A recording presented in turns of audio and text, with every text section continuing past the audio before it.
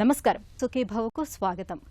కలల పంటగా బిడ్డ పుట్టి ఆ బిడ్డ దినదిన ప్రవర్తమానంగా ఎదుగుతూ ఉంటే ఆ తల్లిదండ్రుల ఆనందానికి అవధులుండవు.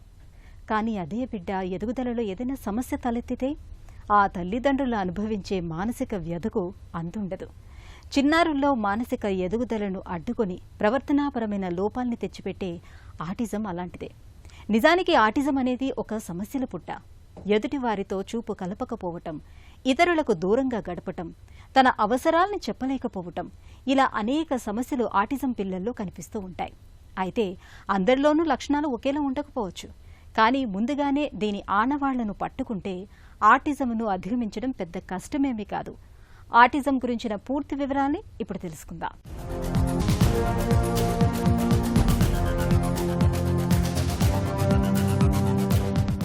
నవమాసాల తరువాత అమ్మ కడుపు పంట పండి పండంటి బిడ్డ పొత్తిళ్లలోకి వచ్చాక ఇళ్లంతా ఒకటే సంబరంగా ఉంటుంది. ముద్దులొలికే పసిబిడ్డ ఉనికితో రోజులు నెలలు ఇట్టే దొర్లిపోతుంటాయి. తెల్లారితే కాలం ఎలా గడిచిపోతుందో తెలియదు. మెడ నిలపడం, పాకడం, బోర్లా పడడం, తలెత్తి చూడడం, అత్త తాత అమ్మ అంటూ చిలక పలుకులు పలకడం, ఇలా బిడ్డకు సంబంధించిన ప్రతి మార్పు ఇంటిల్లిపాదిని ఎనలేని సంతోషంలో ముంచెత్తుతుంటుంది. అయితే ఇదంతా నాణ్యానికి ఒకవైపు. మరొక వైపు బిడ్డ శుక్లపక్ష చంద్రుడిలా ఎదుగుతున్నప్పటికీ కొంతమంది పిల్లల్లో మానసికమైన ఎదుగుదల లోపాలు కనిపిస్తుంటాయి. చూపు కలపకపోవడం, పిల్లలతో కలవకుండా ఉండడం, మాటలు సరిగ్గా రాకపోవడం, ఇలా చాలా రకాల లోపాలు కనిపిస్తుంటాయి. ఈ రకమైన లోపాలను వైద్య పరిభాషలో ఆటిజంగా పిలుస్తారు. ఒకప్పుడు పాశ్చాత్య దేశాలు, సంపన్న వర్గాల్లోనే ఎక్కువగా అనుకునే ఈ సమస్య ఇప్పుడు మన దగ్గర కూడా ఎక్కువగానే కనిపిస్తోంది. సో ఆటిజం అంటే ఏంటి? ఆటిజంలో ముఖ్యంగా 2 లక్షణాలు చెప్పుకోవాలి. చిన్నపిల్లల్లో సమయానికి తగినట్టుగా మాటలు రాకపోవడం. సో జనరల్గా సంవత్సరంన్నర పిల్లలు 2 లేదా 3 అర్థవంతమైన మాటలు మాట్లాడగలగాలి. ఒకవేళ 2 సంవత్సరాల వరకు కూడా చిన్న చిన్న మాటలు కూడా మాట్లాడలేకపోతే పిల్లలకి ఫస్ట్ మనకు అనుమానం కలుగుతుంది ఆటిజం ఉండొచ్చా అని. సో మాటలు రాకపోవడంతో పాటు ఇంకొక ముఖ్యమైన లక్షణం ఏంటంటే సోషలైజేషన్, అంటే మందితో కలవకపోవడం. ఇది 2వ లక్షణం. సో ఆటిజం ఉన్న పిల్లల్ని కనుక మనం గమనిస్తే మాటలు కరెక్ట్గా రాకపోవడం, ప్లస్ పిల్లలతో కలవకుండా వాళ్ళ పాటికి వాళ్ళు ఆడుకుంటూ ఉండడం. అంటే తన లోకంలో తనే ఉన్నట్లు ఒక చోట కూర్చొని తన బొమ్మలు పెట్టుకుని, తనకి ఇష్టమైన వస్తువులు పెట్టుకుని ఆడుకుంటూ ఉండడం. సో ఈ 2 లక్షణాలు అతి ముఖ్యమైన లక్షణాలుగా చెప్పుకోవచ్చు ఆటిజం ఉన్న పిల్లలు. మిగతా న్యూరలాజికల్ ప్రాబ్లమ్స్, అంటే మెదడుకు సంబంధించిన సమస్యలతో మనం పోల్చుకుంటే ఆటిజంకి చాలామంది పిల్లల్లో కారణం అంటూ తెలియదు. సో మనం గణాంకాలు కనుక చెప్పుకుంటే 70 నుంచి 80% మంది ఆటిజం ఉన్న పిల్లల్లో కారణం అంటూ ఏమి ఉండదు. అంటే ఎవరికైనా, అంటే ఫ్యామిలీ హిస్టరీ లేకపోయినా, జన్యుపరంగా ఏం ప్రాబ్లం లేకపోయినా, మేనరికాలు లేకపోయినా కూడా 70 నుంచి 80% మంది పిల్లల్లో ఆటిజం ఉన్న వాళ్ళకి ఏం కారణం ఉండదు. ఒక 20-25% మంది పిల్లల్లో మాత్రం కొన్ని జన్యులోపాలు ఉండొచ్చు. సో ఎవరికి మనం జన్యులోపాలు అనుమానం కలుగుతుంది అంటే ఒకే ఫ్యామిలీలో ఒకరికంటే ఎక్కువ, అంటే 2 లేదా ఎక్కువ మందికి కనుక ఆటిజం లక్షణాలు ఉన్నా, లేదా ఆటిజం లక్షణాలతో పాటు పిల్లల్లో మూర్ఛ రోగం, ఫిట్స్ కానీ, లేదా ఇతరత్ర మెదడుకు సంబంధించిన సమస్యలు ఏమైనా ఉన్నప్పుడు వీళ్ళకి జన్యుపరంగా ఏమైనా ప్రాబ్లం ఉండొచ్చా అనేది అనుమానం కలుగుతుంది మనకి. పుట్టినప్పటి నుంచి శిశువు ప్రతి కదలిక అద్భుతమే. మెడ నిలబెట్టడం, బోర్లా పడడం దగ్గర నుంచి పాకడం, పారాడడం, నిలబడడం, తప్పటడుగులు వేయడం, అత్తా తాత అనే మాటలు, ఇవన్నీ అపురూప దృశ్యాలే. ఈ గడపలన్నీ దాటి ప్రయాణం సాఫీగా సాగుతోంది అనుకుంటున్న తరుణంలో ఆటిజం మొగ్గ తొడుగుతూ ఉంటుంది. ఇది ఒక్క సమస్య కాదు, రకరకాల అంశాలతో ముడిపడ్డ చట్రం.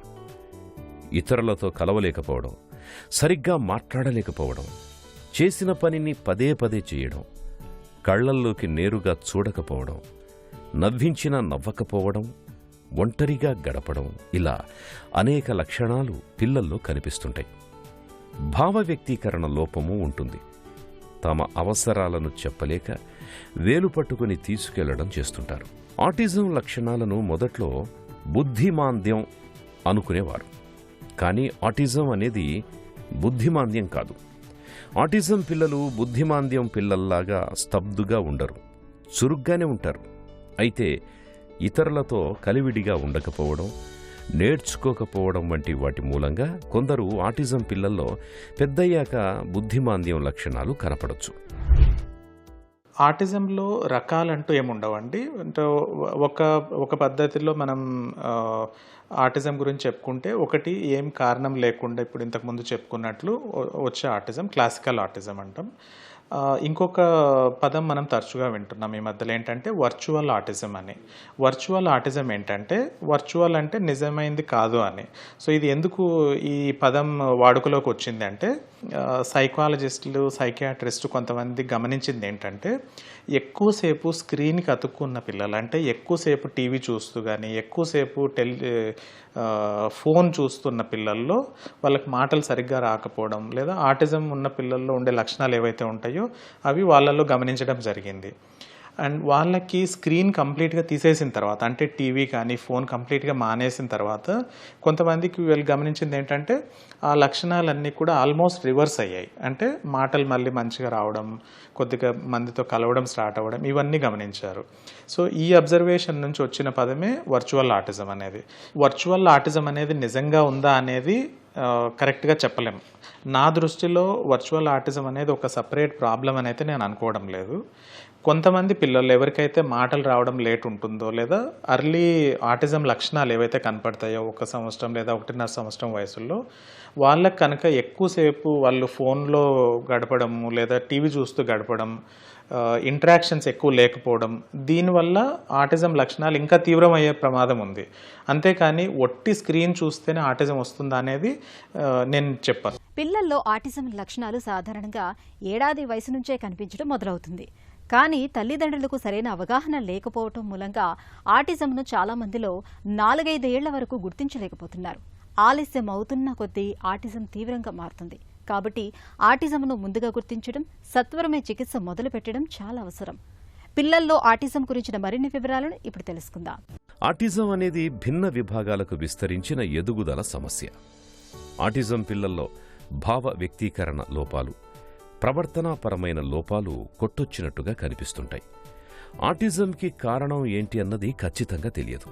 అయితే జన్యుపరమైన పర్యావరణ అంశాలు రెండూ ఆటిజంకి దారితీస్తున్నట్టు అధ్యయనాలు పేర్కొంటున్నాయి. మెదడు ఎదుగుదలకు తోడ్పడే జన్యువులు, క్రోమోజోములు ఆటిజంకి కారణం అవుతుండొచ్చు అనే భావన ఉంది. గర్భధారణ సమయంలో తల్లికి వచ్చే వైరల్ ఇన్ఫెక్షన్సు, కాన్పు సమయంలో బిడ్డ మెదడుకు తగినంత ఆక్సిజన్ అందకపోవడం, నెలలు నిండకముందే కాన్పు కావడం, తక్కువ బరువుతో పుట్టడం వంటివన్నీ కారణాలు కావచ్చని అనుకుంటున్నారు. సాఫ్ట్వేర్ వంటి కొన్ని వృత్తుల్లోని తల్లులకు పుట్టే బిడ్డల్లో ఆటిజం ఎక్కువగా కనపడుతున్నట్టు ఇటీవలి కాలంలో అనుమానిస్తున్నారు. కొన్ని ఉద్యోగాలు, వృత్తుల్లో ఉన్నవారు పిల్లలతో ఎక్కువ సమయం గడపలేకపోవడం, పని గంటలు అస్తవ్యస్తంగా ఉండడం, పిల్లలకు పరిసరాల నుంచి సరైన ప్రేరణ లభించకపోవడం, రేడియేషన్ ప్రభావం వంటివి ఎందుకు కారణమవుతుండొచ్చని భావిస్తున్నారు. ఇలా ఆటిజం మీద రకరకాల సిద్ధాంతాలున్నాయి, కానీ ఇవేవీ పూర్తిగా నిరూపణ కాలేదు. సో ఆటిజంలో ముఖ్యమైన లక్షణాలు 2 గుర్తుపెట్టుకోవాలండి. ఒకటి కమ్యూనికేషన్ అంటాం. కమ్యూనికేషన్ అంటే మనం అవతల వ్యక్తితో మన ఆలోచనలు కానీ మన భావాలు ఎలా మనం పంచుకుంటాం అనేది. సో దీనికి 2 రకాలుగా ఉంటుంది ఈ కమ్యూనికేషన్. ఒకటి వర్బల్ కమ్యూనికేషన్. వర్బల్ అంటే మనం నోటి మాట ద్వారా అవతల వ్యక్తికి కమ్యూనికేట్ చేయడం. రెండోది non verbal communication. Non verbal అంటే ఎలాగా, మనం నోటి మాటతో చెప్పకపోయినా కొన్నిసార్లు కంటి చూపుతో కానీ, లేదా మన ఫేస్ ఎక్స్ప్రెషన్తో కానీ, లేదా మన హావభావాలు అంటాం సైగలతో కానీ, వీటితో కూడా మనం అనుకుంటున్నది అవతల వ్యక్తి కమ్యూనికేట్ చేయొచ్చు. ఆటిజం ఉన్న పిల్లల్లో verbal communication, non verbal communication 2 కూడా లేట్ ఉంటాయి. అంటే ఆ వయసు పిల్లలతో కనుక పోల్చుకుంటే మాటలు లేటుగా వస్తాయి. అంటే వర్బల్ కమ్యూనికేషన్ లేట్ ఉంది. దాంతోపాటు మిగతా పిల్లలు సైగలు కానీ, ఫేషియల్ ఎక్స్ప్రెషన్స్ ఇవన్నీ చేసినట్టు ఈ పిల్లలు చేయలేరు. ఉదాహరణకి నేను ఇప్పుడు మీకు అక్కడున్న ఏదైనా వస్తువు చూపించాలంటే నేను ఇలా అంటాను, అంటే నా చూపుడు వేలుతో దాని పక్క చూస్తూ దాని పక్కనే నేను చూస్తాను, నా ఫేస్ కూడా అట్లా టర్న్ అవుతుంది, నా బాడీ టర్న్ అవుతుంది, నా ఎక్స్ప్రెషన్ డిఫరెంట్గా ఉంటుంది. కానీ ఆటిజం ఉన్న పిల్లల్లో చాలాసార్లు ఈ చూపుడు వేలుతో చూపించడం అనేది ఉండదు. వాళ్ళు వాళ్ళకి కావాల్సిన వస్తువు పక్క ఇలా చూస్తారు కానీ దాన్ని పక్క చూడడం, వాళ్ళతో కలిసి రెండు పక్క చూపించడం ఇవి ఉండకపోవచ్చు. సో ఇది కమ్యూనికేషన్, ఇది ఒక మెయిన్ కోర్ సిమ్టమ్. అయితే ఇంకొక ముఖ్యమైన లక్షణం సోషలైజేషన్ అంటే ఆ వయసుకు తగ్గ పిల్లలతో కలవడం, వాళ్ళతో కలిసి ఆడుకోవడం. ఇప్పుడు మీరు ఉదాహరణకి 2-3 సంవత్సరాల పిల్లల్ని చూసుకుంటే వాళ్ళకి ఎక్కువ ఆసక్తి దేని మీద ఉంటుంది, ఆ ఏజ్ పిల్లల దగ్గరికి వెళ్ళడం, వాళ్ళతో కలిసి బొమ్మలు పంచుకోవడం, ఆడుకోవడం ఇది ఉంటుంది. ఆటిజం ఉన్న పిల్లల్లో ఇది కరెక్ట్గా ఉండదు. చాలామంది వాళ్ళ పాటికి వాళ్ళు కూర్చొని ఆడుకోవడం, మిగతా పిల్లలతో కలవకపోవడం, లేదా వాళ్ళకున్న 2-3 వస్తువులు ఇష్టమైనవి పట్టుకొని దాంతోనే టైం గడపడం, ఇది గమనిస్తాం. సో ఈ 2 ముఖ్యమైన లక్షణాలు ఆటిజంలో. లక్షణాలు వాటి తీవ్రతను బట్టి ఆటిజంని ఆటిస్టిక్, రట్స్, ఆస్పర్జర్స్, చైల్డ్హుడ్ డిసింటిగ్రేటెడ్ అని 4 రకాలుగా పేర్కొంటారు. మొదటి రకాన్ని మినహాయిస్తే మిగతా 3 లక్షణాల తీవ్రత ఎక్కువగా ఉంటుంది. భావ వ్యక్తీకరణ, ప్రవర్తనాపరమైన లోపాలు ఎక్కువగా ఉంటాయి. 1-2 మాటలు కూడా పలకలేకపోతుంటారు. ఫిట్స్ వంటి నాడీ సంబంధ సమస్యలు మొదలవుతుంటాయి. వయస్సుతో పాటు పెరగాల్సిన తల చిన్నదవుతుంటుంది. చొంగ కారుస్తూ ఉండడం, చేతులు కాళ్ళు ఒకేలా ఆడిస్తుండడం, చేతులతో చప్పుళ్లు చేయడం వంటివి చేస్తుంటారు. సాధారణంగా ఆటిజం లక్షణాలు 1 ఏడాది వయసులోపే కనపడడం ఆరంభిస్తుంటాయి. అయితే చాలామందిలో 4 ఏళ్లు దాటిన తరువాత కానీ గుర్తించడం లేదు. ఆలస్యమైన కొద్దీ సమస్య తీవ్రమవుతూ వస్తుంటుంది. కాబట్టి ముందుగానే గుర్తించడం ఎంతైనా అవసరం. పిల్లల్లో ఆటిజం ఉందని తెలిసినప్పుడు ఆటిజం రేటింగ్ స్కేల్స్, ఐక్యూ ఆధారంగా సమస్య తీవ్రత లక్షణాలను గుర్తించి చికిత్స నిర్ణయిస్తారు. మనం ఇంతకుముందు అనుకున్నట్లు ఇది మిగతా నరాల సంబంధిత రోగాల లాంటిది కాదు ఇది ఆటిజం అనేది. సో ఇది ఒక డిసీజ్ కాదు, ఒక రోగం కాదు. ఇది చిన్నపిల్లల బ్రెయిన్ డెవలప్మెంట్లో కొంచెం డీవియేషన్, అంటే నార్మల్గా పిల్లలు ఒకలాగా ఎదిగితే ఆటిజం ఉన్న పిల్లలు ఇంకొక పద్ధతిలో ఎదుగుతారు. సో ఇది ఎదుగుదలలో ఒక లోపమే తప్ప ఇది ఒక రోగం కాదు. సో అందువల్ల దీన్ని రోగ నిర్ధారణ చేయడం అనేది కరెక్ట్ మాట కాదు. సో ఆటిజం ఉందా లేదా అని ఎలా నిర్ధారిస్తారు అంటే అసెస్మెంట్ అంటాం, సైకలాజికల్ అసెస్మెంట్. అంటే ఎవరికైతే మనకు అనుమానం ఉంది వీళ్ళు పాపకు కానీ బాబుకు కానీ ఆటిజం ఉండొచ్చు, మాటలు రావట్లేదు అన్నప్పుడు చిన్నపిల్లల సైకాలజిస్ట్ కానీ డెవలప్మెంటల్ పీడియాట్రిషియన్ అంటాం. సో వీళ్ళు డీటెయిల్గా అసెస్మెంట్ చేస్తారు. అంటే గంటన్నర సేపు బాబుతో మాట్లాడడానికి ప్రయత్నం చేయడం, అబ్జర్వేషన్ చేయడం, వాళ్ళ తల్లిదండ్రులతో డీటెయిల్స్ తీసుకోవడం, ఎలా ఆడుకుంటాడు, ఎలా గడుపుతాడు. ఈ సైకలాజికల్ అసెస్మెంట్ ద్వారానే ఇది ఆటిజం ఉందా లేదా అనేది నిర్ధారణ చేస్తారు. అంతేకాని ఇది ఆటిజమా కాదా అని చెప్పడానికి ఏ టెస్ట్లు లేవు. అంటే బ్రెయిన్ స్కాన్లు కానీ, ఈఈజీ కానీ, రక్త పరీక్షల్లో కానీ తేలే సమస్య కాదు ఇది. ఈ మధ్యకాలంలో మనం వింటున్న మరో మాట ఏంటంటే స్టెమ్ సెల్ థెరపీ. చాలా రకాల బ్రెయిన్ ప్రాబ్లమ్స్ కంటే నరాల సంబంధిత జబ్బులకు కానీ, ఆటిజం కానీ చాలామంది తల్లిదండ్రులు మమ్మల్ని అడిగే క్వశ్చన్, స్టెమ్ సెల్ ట్రీట్మెంట్ కనుక తీసుకుంటే మా పాప బాబు నయమవుతారా అనేది. దురదృష్టవశాత్తు చాలామంది కొన్ని medical centres stem cell therapy offer చేస్తున్నారు. ఈ ట్రీట్మెంట్ తీసుకుంటే మీ చైల్డ్కి నయం అవుతుంది, ఆటిజం నయం అవుతుంది. ఇది పూర్తిగా తప్పు. 100% ఇందులో సైంటిఫిక్ ఎవిడెన్స్ లేదు. ఇది సైంటిఫిక్గా నిరూపించబడిన ట్రీట్మెంట్ కాదు అండ్ చాలా ఖర్చుతో కూడుకున్నది. దీంతో ఏమాత్రం కూడా ఇంప్రూవ్మెంట్ ఉందని ఎక్కడ ప్రూవ్ అవ్వలేదు. ఇది మన దేశంలోనే కాదు, అమెరికాలో కానీ, యూకేలో కానీ, యూరోపియన్ కంట్రీస్ ఎక్కడా కూడా ఆటిజంకి స్టెమ్ సెల్ థెరపీ పనిచేస్తుందని ఎక్కడా కూడా ఆధారాలు లేవు. దానికి పైగా కొన్ని సైడ్ ఎఫెక్ట్స్ కూడా వచ్చే ప్రమాదం ఉంది. కొన్ని కేసుల్లో ఈ స్టెమ్ సెల్స్ని వెన్నెముకలోకి ఎక్కించడం వల్ల వెన్నెముకలో కొంతమంది పిల్లలకి ట్యూమర్ గడ్డలు తయారయ్యి తర్వాత వాళ్ళు ప్రాణాలు కోల్పోయిన కేసులు కూడా ఉన్నాయి. సో తల్లిదండ్రులకి నా రిక్వెస్ట్ ఏంటంటే స్టెమ్ సెల్ థెరపీ ఆటిజంకి ట్రీట్మెంట్ కాదు, దయచేసి దాని జోలికి వెళ్ళొద్దండి. సో ఆటిజంకి ముఖ్యమైన ట్రీట్మెంట్ అంటే థెరపీస్. పిల్లల మానసిక ఎదుగుదలకు అడ్డుకట్ట వేసి ప్రవర్తనాపరమైన లోపాల్ని తెచ్చిపెట్టే ఆటిజంకు ఇవాళ ఆధునిక వైద్యంలో చక్కటి చికిత్సలు అందుబాటులో ఉన్నాయి. ఆటిజం లక్షణాల తీవ్రతను బట్టి మందులు కూడా వాడాల్సి ఉంటుంది. అయితే ఆటిజం పిల్లలకు కీలకమైంది వారి మానసిక స్థితిని తీర్చిదిద్దే శిక్షణే కీలకమంటారు నిపుణులు. ఆటిజంను అధిగమించే చికిత్సా పద్ధతుల గురించి ఇప్పుడు తెలుసుకుందాం. ఆటిజం పిల్లల్లో లోపాల తీరు, లక్షణాల తీవ్రత అందరిలోనూ ఒకేలా ఉండదు. ఆటిజానికి కారణాలు స్పష్టంగా తెలియవు కాబట్టి దీనికి చికిత్స కూడా లక్షణాల ఆధారంగానే ఉంటుంది. వైద్యులు ఆటిజం రేటింగ్ స్కేల్స్ ఆధారంగా పిల్లల ప్రవర్తన, లక్షణాలన్నింటినీ గమనిస్తారు. అవసరమైతే ఐక్యూ పరీక్షలు చేస్తారు. ఆటిజంలో మోస్తరు, మధ్యస్థం, తీవ్రం ఇలా స్థాయిలు నిర్ధారించి చికిత్స మొదలు పెడతారు.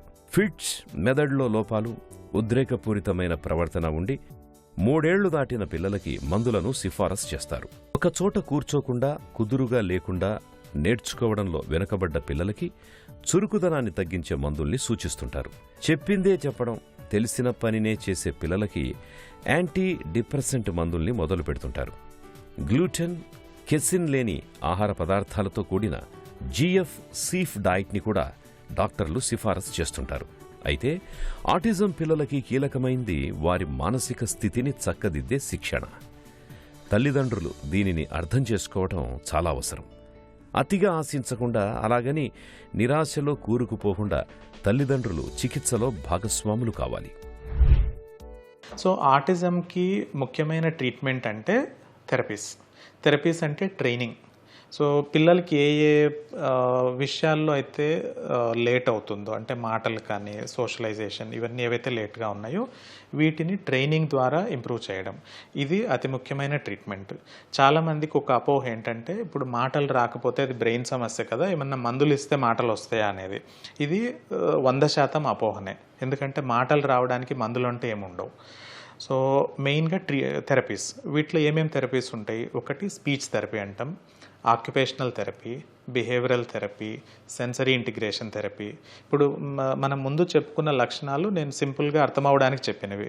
బట్ కొంతమంది ఆటిజం ఉన్న పిల్లల్లో హైపర్ యాక్టివ్ ఉంటుంది, అంటే బాగా దూకుడుగా ఉంటారు, ఒక చోట కుదురుగా కూర్చోరు, అటు ఇటు గెంతుతూ ఉంటారు. సో వాళ్ళకి కొద్ది వరకు మందులు ఉంటాయి, అంటే హైపర్ యాక్టివిటీ తగ్గించడం వరకు మాత్రమే, దాంతోపాటు కొంచెం కాన్సన్ట్రేషన్ పెరగడానికి. సో అంతేకాని మాటలకంటూ మందులేమి ఉండవు. థెరపీస్ కనుక సరైన సమయంలో స్టార్ట్ చేసుకుని, అంటే జనరల్గా 1.5-2 సంవత్సరాల వయసులో చాలామంది తల్లిదండ్రులకి డౌట్ వస్తుంది, ఆటిజం ఉండొచ్చా, మాటలు రావట్లేదని. ఆ వయసులో కనుక థెరపీ స్టార్ట్ చేసుకుంటే సుమారుగా 70-80% మంది పిల్లలు మిగతా పిల్లలతో సమానంగా మాట్లాడగలుగుతారు, రెగ్యులర్ స్కూల్కి వెళ్ళగలుగుతారు, చదువుకోగలుగుతారు, కెరీర్ కూడా ఉంటుంది. ఆటిజం గురించి జాగ్రత్తలు అంటే అన్నిటికంటే ముఖ్యమైనది ఆటిజం ఉండొచ్చా అని అనుమానించడం.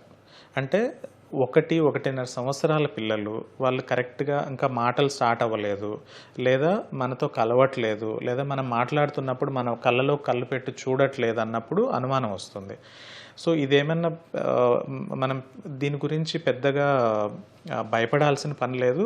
అనుమానం వచ్చిన వెంటనే డెవలప్మెంటల్ పిడియాట్రిషియన్ కానీ, లేదా పిడియాట్రిషియన్ దగ్గరికి కానీ ఫస్ట్ వెళ్ళి నిర్ధారణ చేసుకోండి.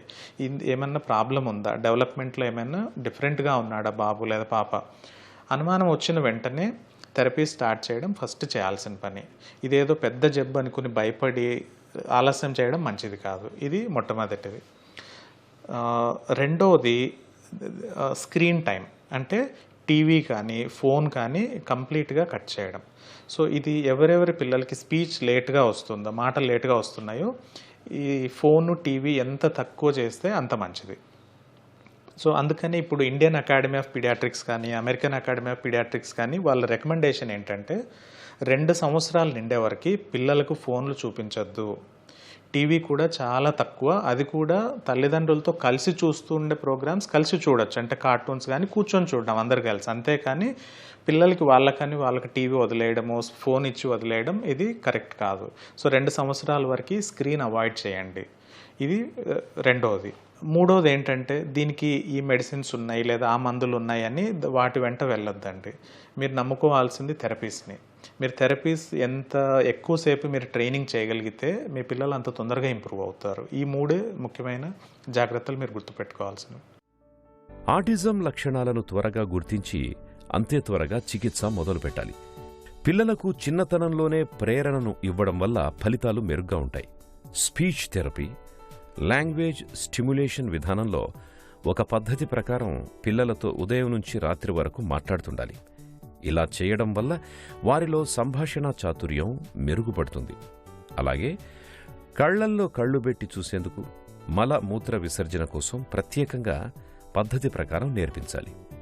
ప్రవర్తనాపరమైన లోపాలను చక్కదిద్దడానికి బిహేవియర్ మోడిఫికేషన్, సైకోథెరపీలు కూడా ముఖ్యమే.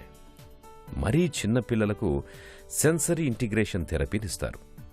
వీళ్లు కంటితో చూసి నేర్చుకోలేరు కాబట్టి ఇతర జ్ఞానేంద్రియాల ద్వారా, స్పర్శ, ధ్వని వంటి వాటి ద్వారా వారికి కావలసినవి నేర్పిస్తారు.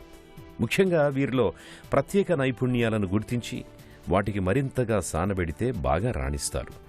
సకాలంలో సరైన వైద్యం, శిక్షణ ఇవ్వడం వల్ల ఆటిజం పిల్లలు వారి పనులు వారే స్వయంగా చేసుకోగలుగుతారు. చదువుల్లోనూ మెరుగ్గా ఉంటారు. మిగతా పిల్లల్లాగే వీరు చాలా వరకు సాధారణ జీవితం గడపగలుగుతారు. ఆటిజంకు ఎంత త్వరగా చికిత్స మొదలు పెడితే ఫలితాలు అంత మెరుగ్గా ఉంటాయి. Speech therapy, language stimulation, behaviour modification, psychotherapy, sensory integration థెరపీలు ఇవన్నీ పిల్లల్లో ఆటిజం తీవ్రతను తగ్గించేందుకు ఎంతగానో ఉపకరిస్తాయి. ముఖ్యంగా పిల్లలు ఎవరిపైనా ఆధారపడకుండా వారి పనులు వారి చేసుకునేలా, మంచి నైపుణ్యాలతో బాగా చదువుకునేలా, వారి కాళ్లపై వారు నిలబడేలా తీర్చిదిద్దవచ్చు.